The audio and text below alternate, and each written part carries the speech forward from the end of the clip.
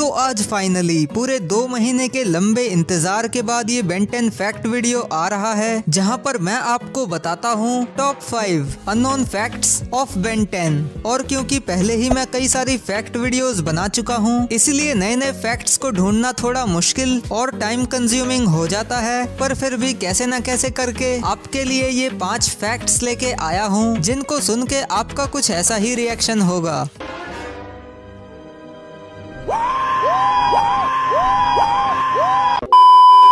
और हमेशा की तरह इस वीडियो के एंड में भी एक बोनस फैक्ट होने वाला है, तो उसे मिस नहीं करना चाहते तो वीडियो को पूरा एंड तक जरूर देखना। और हाँ, इस वाली वीडियो का लाइक एम है पूरे 6000 लाइक्स और कमेंट्स का एम है 600 कमेंट्स। तो अब इंट्रो को और ज्यादा ना बढ़ाते हुए फटाफट से वीडियो को शुरू करते हैं।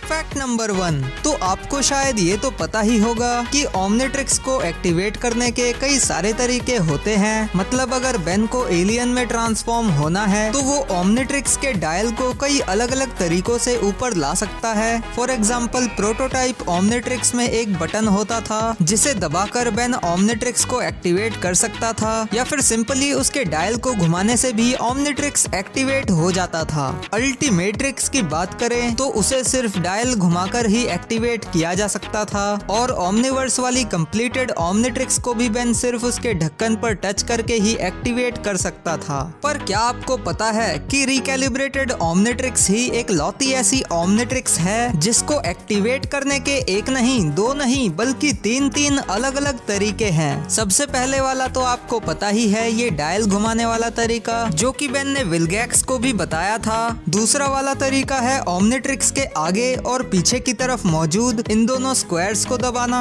एंड फाइनली तीसरा तरीका है ओमनिट्रिक्स के साइड में मौजूद इन दोनों सिलेंड्रिकल स्ट्रक्चर्स को दबाना। वैसे देखा जाए तो बेन ने सबसे ज्यादा डायल घुमाने वाले तरीके को ही यूज किया है ओमनिट्रिक्स को एक्टिवेट करने के लिए, क्योंकि वही तरीका सबसे ज्यादा आसान है। वैसे मेरा पर्सनल फेवरेट तो सिलेंडर वाला है। आपका फेवरेट कौन सा है ये मुझे कमेंट्स में बताना। फैक्ट नंबर 2, अब ये वाला फैक्ट ग्वेन की आउटफिट से रिलेटेड है। तो क्या आपको पता है कि बेन 10 अल्टीमेट एलियन सीरीज के अंदर जो ग्वेन की आउटफिट थी वो असल में ग्वेन के स्कूल का ड्रेस कोड था, या कहूँ कि ग्वेन के स्कूल की यूनिफॉर्म थी। और हमें ये पता चला था it's not easy being Gwen नाम के एक एपिसोड में, जो कि पूरी तरह से ग्वेन सेंटर्ड एपिसोड था। और उस एपिसोड में हमें सारी की सारी चीजें ग्वेन के पर्सपेक्टिव से ही दिखाई जा रही थी। और इसी बीच हमें ग्वेन के स्कूल का सीन भी दिखाया जाता है, जहां पर हम साफ साफ देख सकते हैं कि बाकी सभी स्टूडेंट्स ने भी ग्वेन के जैसे ही कपड़े पहने हैं। मतलब जिस तरह से क्लासिक बेन अपने फुटबॉल टीम की जर्सी को हमेशा पहने रहता था, उसी तरह से ग्वेन भी अपने स्कूल के यूनिफॉर्म को हमेशा पहने रहती थी।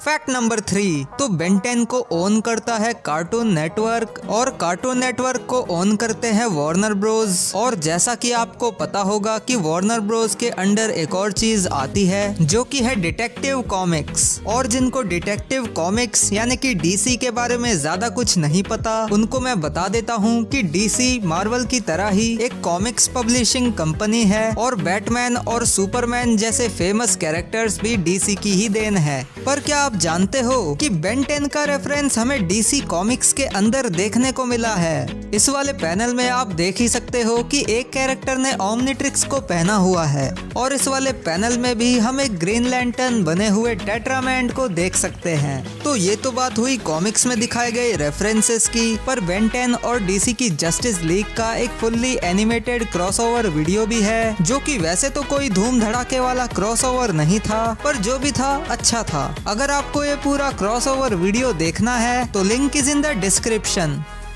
फैक्ट नंबर 4, तो स्वैम्प फायर हम सभी का बहुत ही पसंदीदा एलियन है, और बेन 10 एलियन फोर्स के पहले एपिसोड में अपनी धमाकेदार एंट्री करने के बाद और अपने पावर्स का जलवा दिखाने के बाद तो मानो जैसे इसने सबको अपना फैन ही बना लिया। और बेन 10 फैंस के बीच में स्वैम्प फायर इतना ज्यादा पॉपुलर हो गया कि बेन 10 एलियन फोर्स और अल्टीमेट एलियन के हर तीसरे एपिसोड के अंदर हमें स्वैम्प फायर के दर्शन हो ही जाते थे। पर ओमनिवर्स के अंदर तो स्वैम्प फायर का ऐसा अकाल पड़ा कि मुश्किल से हम 5 एपिसोड्स के अंदर स्वॉर्म फायर को देख पाए। और ओमनीवर्स में स्वॉर्म फायर के साथ एक और चीज हुई थी कि स्वॉर्म फायर के पूरे डिजाइन को ही उन्होंने चेंज कर दिया था, जिसको लेके काफी सारे लोगों के मिक्स रिएक्शंस थे। मतलब कुछ लोगों को ये पसंद आ रहा था और कुछ को नहीं आ रहा था। पर क्या हो अगर मैं आपसे ये कहूँ कि जैसे स्वॉर्म फायर को हमने ओमनीवर्स में देखा, वैसा ही स्वॉर्म फायर हमें एलियन फोर्स के टाइम से ही दिख सकता था। क्योंकि अगर हम इस एलियन के कुछ अर्ली कॉन्सेप्ट आर्ट्स को देखें तो हमें एक ऐसा कॉन्सेप्ट आर्ट मिलेगा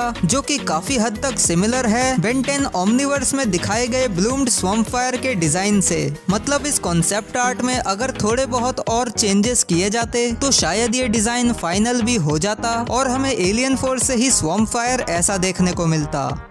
फैक्ट नंबर 5। तो मैंने आपको एक बार एक फैक्ट बताया था कि बेन 10 क्लासिक का जो लास्ट एपिसोड था वो स्टोरी वाइज उसका लास्ट एपिसोड नहीं था, क्योंकि वो एक व्हाट इफ एपिसोड था जिसमें हमें ये दिखाया जाता है कि क्या हो अगर बेन के पेरेंट्स को पता चल जाए ओमनिट्रिक्स के बारे में। और उस एपिसोड में विलगैक्स को भी डाला गया था ताकि वो एपिसोड सीरीज की एंडिंग जैसा फील हो सके। पर फैक्ट ये नहीं था, बल्कि फैक्ट तो ये है कि इस एपिसोड का नाम goodbye and good makers ने ऐसे ही नहीं रख दिया, क्योंकि अगर हम इसे गूगल पे हिंदी में ट्रांसलेट करें तो इसका मतलब निकल के आता है अलविदा और अच्छा छुटकारा। और ये टाइटल इस पूरे ही एपिसोड से जुड़ी हुई कई सारी चीजों को फोरशैडो कर रहा है। सबसे पहली चीज थी कि बेन ने इस एपिसोड के अंदर अपने समर वेकेशंस को गुड बाय कह दिया और एपिसोड के एंड में सभी लोगों को पता चल जाता है कि वो सारे के सारे एलियन सुपर हीरो और कोई नहीं बल्कि बेन 10 है। इसलिए यहाँ पर अब बेन को अपनी सीक्रेट आइडेंटिटी छुपाने से भी छुटकारा मिल गया। दूसरी बात यह है कि इसी एपिसोड के एंड में बेन ने विलगैक्स को हराकर उससे छुटकारा पा लिया। और तीसरी चीज ये है कि क्रिएटर्स को फाइनली इस एपिसोड के साथ ही बेन 10 क्लासिक से छुटकारा मिला। और मैं ऐसा इसलिए कह रहा हूँ क्योंकि जब बेन 10 क्लासिक का आखिरी सीजन चल रहा था तो उस समय पैरेलली एलियन फोर्स का प्रोडक्शन भी चालू था और बेन 10 क्लासिक को Ben 10 secret of the Omnitrix के साथ ही एंड हो जाना चाहिए था और उसके बाद नई सीरीज यानी कि एलियन फोर्स को टेलीकास्ट किया जाना था। पर क्योंकि एलियन फोर्स का प्रोडक्शन टाइम पे खत्म नहीं हो पाया तो इसीलिए स्टूडियो ने सोचा होगा कि क्यों ना बेन 10 क्लासिक के 4-5 एपिसोड्स और बना दिए जाएं ताकि उन्हें एलियन फोर्स को तैयार करने में थोड़ा और समय मिल सके। तो यही थे आज के हमारे 5 अमेजिंग फैक्ट्स। और अगर आपने इस वीडियो को यहाँ तक देखा है तो आपके लिए ही है ये बोनस फैक्ट। तो ये फैक्ट रिलेटेड है बेन 10 क्लासिक के back with a vengeance episode की एक मिस्टेक से, जहां पर इस सीन में आप देख सकते हो कि केविन के ओमनिट्रिक्स छीनने से पहले ही ओमनिट्रिक्स यहां पर केविन के डिवाइस में दिखाई दे रहा है, जो कि और कुछ भी नहीं बल्कि एनिमेशन मिस्टेक है। पर मजे की बात तो ये है कि इस एपिसोड के कुछ डिलीटेड सीन्स में से एक सीन सेम टू सेम ऐसा भी था, पर उसमें ये वाला एनिमेशन मिस्टेक नहीं था। मतलब एपिसोड बनाते हुए स्टूडियो ने गलती से मिस्टेक वाले सीन को एपिसोड में रख लिया और सही वाले सीन को एपिसोड में से डिलीट कर दिया। वैसे जो क्लिप अभी आप स्क्रीन पर देख रहे हो उसका क्रेडिट जाता है इंक टैंक नाम के एक यूट्यूब चैनल को। So a very special thanks to him. And अगर आपको ये वीडियो पसंद आई हो तो इस वीडियो को लाइक कर देना, कमेंट करके बताना कि आपको कौन सा फैक्ट सबसे ज्यादा पसंद आया। चैनल को अब तक सब्सक्राइब नहीं किया है तो सब्सक्राइब करके बेल आइकन दबा देना। मुझे इंस्टाग्राम और ट्विटर पर भी फॉलो कर सकते हो। एंड अगर आपको और भी कई सारी फैक्ट वीडियोस देखनी है तो राइट वाली प्लेलिस्ट को चेकआउट जरूर करना।